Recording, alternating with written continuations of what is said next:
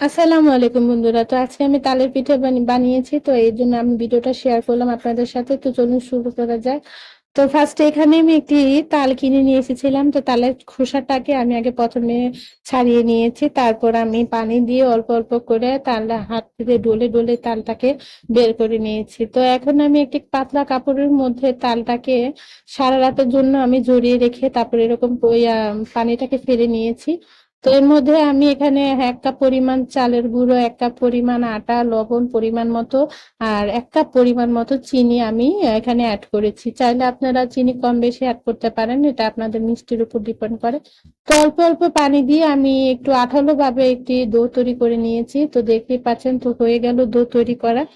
তো এখন ভেজে দেখাবো। তালটাকে আমি প্রথমে গরম করে নিয়েছিলাম। এখন এর মধ্যে আমি ছোট ছোট করে বল বানিয়ে নিয়েছি, যেহেতু আমি বেশি বড় করে বানাবো না, তাই ছোট ছোট করে বল বানিয়ে আমি তেলে ভেজে নিচ্ছি অল্প অল্প করে।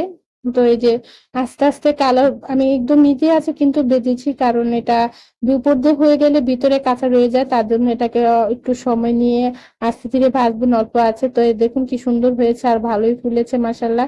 তো এই তো আমার তালের পিঠাগুলো একদম তৈরি হয়ে গেছে। হালকা লাল হয়ে আসা পর্যন্ত আমি একটু নাড়াচাড়া দিয়ে পিঠাটিকে ভালো করে ভেজে নেব। তো তৈরি হয়ে গেল আমার মজাদার তালের পিঠা। আর খুবই ইজি এবং খুব ঝটপটি কিন্তু এই পিঠাটা তৈরি করা যায়, আর এটা খেতে খুবই মজা হয়। এটা আপনারা চাইলে একটা ডিবার ভিতরে বক্সে করে এটা আপনার ফ্রিজে বা বাহিরে রেখে প্রায় অনেক দিন আপনার এটা খেতে পারেন।